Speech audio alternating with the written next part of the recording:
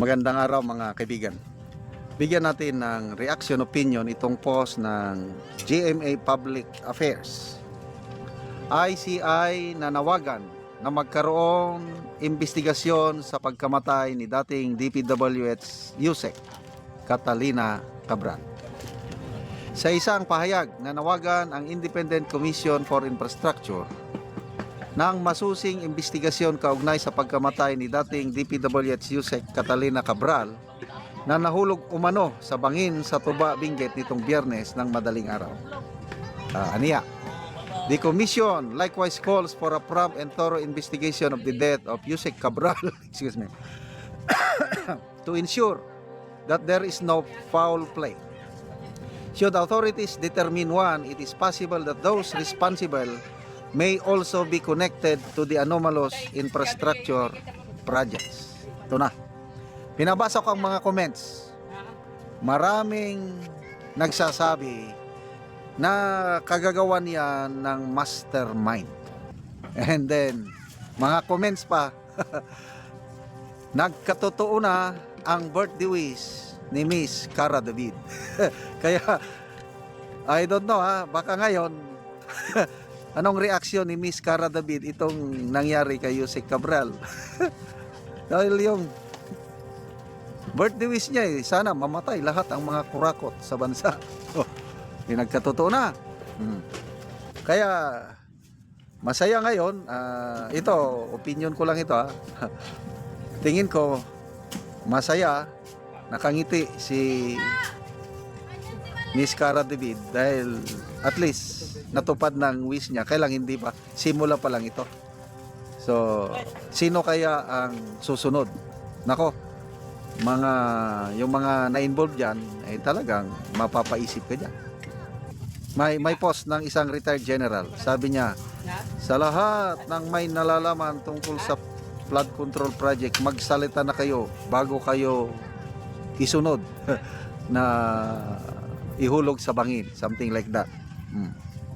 So, wala na to. Agree ako dito sa panawagan ng ano. Ito yung complete statement. Yusek Catalina Cabral was one of the central figures in the ongoing investigation of the anomalous government infrastructure projects. As the former Undersecretary for Planning, she was no doubt privy to vital information. We therefore ask law enforcement agencies to immediately secure and preserve all her documents, gadgets, and computers for possible digital forensic examination. The Commission likewise calls for a prompt and thorough investigation of the death of Yusek Cabral to ensure that there is no foul play, period. Should authorities determine one, it is possible that those responsible may also be connected to the anomalous infrastructure projects. The Commission extends its condolences to the bereaved family and friends of the former DPWH Undersecretary. Oo nga, nakikiramay tayo sa pamilya ni Yusek Cabral. Malungkot na Pasko. So yung pahayag ng Presidente, ng DPWH Secretary, ng Ombudsman na may magpapasko sa kulungan, hindi pa natupad. Ang natupad yung wish ni Cara David na sana lahat ng kurakot ay mamatay. Ano kaya yon? Joke lang ni Miss Cara David o talagang out of her frustration? Although patawa, pabiro yung pagkasabi niya, patawa. Kailang I believe na out of her frustration. Kasi nga nagbabayad tayo ng mga buwis. Laking binabayaran ng itong mga artista yon sa newscast, automatic deduction yan. So nakakano, sabi nga ni Dennis Trillo, done paying my taxes, pwede nyo na ulit nakawin, mga ganon. Miss Regine Velasquez, ang daming nagre-reklamo na, bayad tayo ng bayad ng buwis, sila naman nakaw ng nakaw. So lalo tayong sumisikat. Ito, sigurado ito, balita na naman ito sa ibang bansa. Pagkamatay ng isang former undersecretary na Sigurado ang daming nalalaman yan. Yung kwento ng driver, hindi ako masyadong hindi ako kumbinsido yung kwento niya. Although mayroon ding nagsasabi na baka yung bangkay na sinasabing nakuha, hindi siya yun. Kasi hindi naman ipinakita ng mukha. Baka script ito ng mastermind para hindi na siya makakapagsalita. Pinalabas, patay na. Yung pala buhay, kailang pinatakas, pinapunta na, safety ka na dyan ka na lang di ba maganda? Lusot siya, lusot din ang mastermind. Kailang, these are all speculations.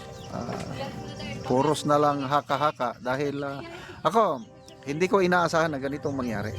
Kawawa naman. May pamilya yan eh. May nagmamahal. Saka hindi pa naman siya napapatunayan. Presume innocent pa rin siya until proven otherwise. Ito, balita, statement ng Bureau of Immigration. Si dating DPWH Secretary Manuel Bunuan, supposed to be December 17 pagbalik niya. Kasi nagpaalam umalis noong November, kalimutan ko yung petsa, November, para lang samahan ang wife niya for a medical procedure sa state. December 17 ang dineclare niya na pagbalik. Ano ngayon? 19 na. Hindi pa bumabalik. So, ano ito? Parte ng script na naman. Pinatakas ng mga mastermind para ala saldi ko, na dyan ka na lang, huwag ka nang bumalik. Wala na, lalong sumasama ang pangyayari.